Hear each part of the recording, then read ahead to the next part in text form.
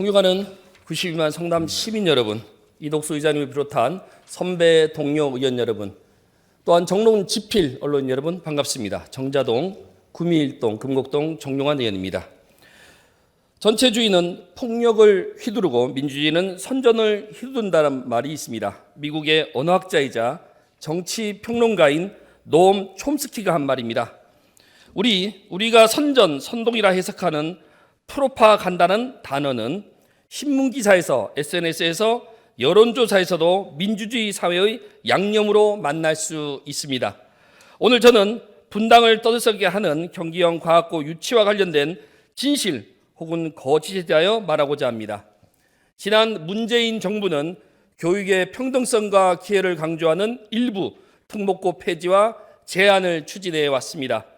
특목고의 특자조차 옳지 않다며 반대한 당시 이재명 경기도지사의 아들을 비롯해 초지일간 특목고 폐지를 추진한 교육감과 조국 장관 역시 자녀들은 특목고로 진학했습니다. 어느 국민, 어느 학부모에게라도 정부 주도의 특목고 폐지와 제한 정책 씨알이 먹히겠습니까? 2024년 현재 경기도 인구가 1,400만 명입니다. 이 중 11.3%, 148만 명 정도가 학령 인구이고 전국 고등학생 27%가 경기도에 있습니다. 전국 최고 입시 경쟁률인 경기도 유일의 북과학고는 급기야 10대1 경쟁을 넘었습니다. 성남시 학생은 22년 74명, 24년 86명 지원했고 합격자 수는 22년 11명과 24년 단 8명뿐이었습니다. 20년 만에 신설되는 경기형 과학고 후보지 4곳은 교육부 동의를 거쳐 모두 확정되었고 우리 성남시는 유치에 성공했습니다. 분당이 원했고 더 많은 시민이 찬성했습니다. 그래서 지역사회에서 떠도는 가려진 진실이 있기에 몇 가지 짚고 넘어가겠습니다. 하나, 제300회 행정교육위원회 회의 도중 동료 의원의 발언입니다. 대한민국에서 학교를 지자체가 만드는 게 세상에 어디 있는가? 무슨 지자체가 과학고를 만들고 유지를 하는가? 성남매고 운영비 1억 5천을 삭감하고 과학고 인재만 인재인가? 그래도 성남 외고는 지역 인재 30% 우선 전형이라도 있고 라고 열변을 토했습니다. 이 발언은 진실하지 않은 거짓입니다.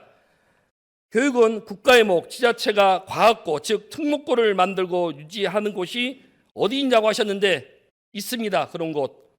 설립부터 지자체가 모든 예산을 부담하고 1만 6천 평의 부지에도 지역에서 무상 제공했으며 교육부는 거의 예산을 들이지 않은 그런 곳, 용인 외국어 고등학교입니다. 그래서 용인 외고는 지역 인재 우선 전형 30%를 교육부로부터 얻었습니다. 성남외고 외고 운영비 일방적 삭감, 성남시 지역 인재 우선 30%, 이 발언은 절반이 진실과 거짓입니다. 성남외고 운영비 1억 5천만 원 삭감 맞습니다. 그러나 성남외고는 2004년도부터 175억의 시설비, 2014년부터 10년간 18억의 운영비는 물론 시에 기부 체납된 학교 부지 또한 제공받았습니다. 일반고 교육병기 1천만 원 확보도 매년 경쟁하는데 그렇다면 이런 외고의 10년 지원은 인재 양성이고 과학고는 특혜입니까? 화면의 자료는 성남외고 24년 입시 요강입니다. 발언한 상임위원회 위원장의 성남외고 우선 전형 30%는 명백한 거짓입니다. 성남시 학생은 1차 합격한 10명에게 정원내 입학을 허용한 것뿐입니다. 정원내 우선 전형이 아닙니다. 교육부가 설립 예산 모두를 부담한 지자체만 지역 인재 우선 전형인 승인하기 때문입니다.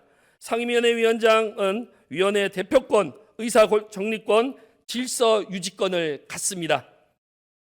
발언의 신중과 자리의 무게를 요구하는 바입니다. 하나, 지난 7일 분당은 더불어민주당 협의회 기자회견 내용입니다. 교육부는 성남 학생 우선 30%를 보장하라. 이 발언은 진실 같은 거짓입니다. 20년 전 성남외고 설립 당시 도교육청이 지역 인재 우선 선발에 불승인을 사유로 성남외고 설립 예산을 지자체가 전액 부담하지 않아 용인 외고의 특례를 적용할 수 없다는 이유였습니다. 경기형 과학고 설립 예산 전액 성남시가 부담한다면 우선 선발 30%는 보장할 게 아니라 기본값입니다. 예산 투입 정도에 따라 우리는 40에서 50%를 요구해야죠. 그래야 더 얻는 것 아니겠습니까? 국가는 과학인재 양성을 위해 지원에 나서라. 이 발언은 진실과 거짓의 혼용입니다. 정부 예산은 국가의 심의 의결합니다. 과학인재 양성 지원을 위해 182석의 거대 야당도 힘써 주십시오. 지역 화폐 예산만큼 아주 중요합니다. 정부와 국가가 함께 나서라는 부탁의 자리입니다. 1,300억의 설립 예산, 매년 20억의 운영비, 이 발언은 지금은 확인할 수 없는 진실입니다. 설립 예산과 운영비 지원은 진실입니다. 그러나 700억일 수도 1,000억일 수도 있습니다. 성남외고도 그렇듯이 국비, 도비 확보를 통해 시비 비율을 최소화하는 방법이 열려 있습니다.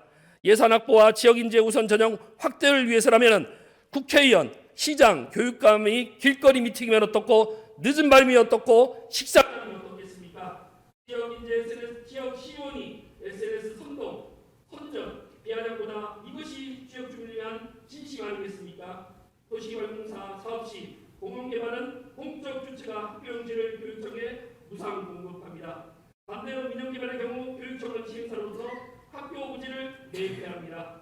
현재 이재명 시장이 포함되어 재판 중인 대장공개발 사업 방식이 당초 공공개발에서 민관개발로 바뀌며 민간에게는 천문학적 이익을 교육청은 50%의 학교 용지 매입 등 400억 원 예산을 썼습니다.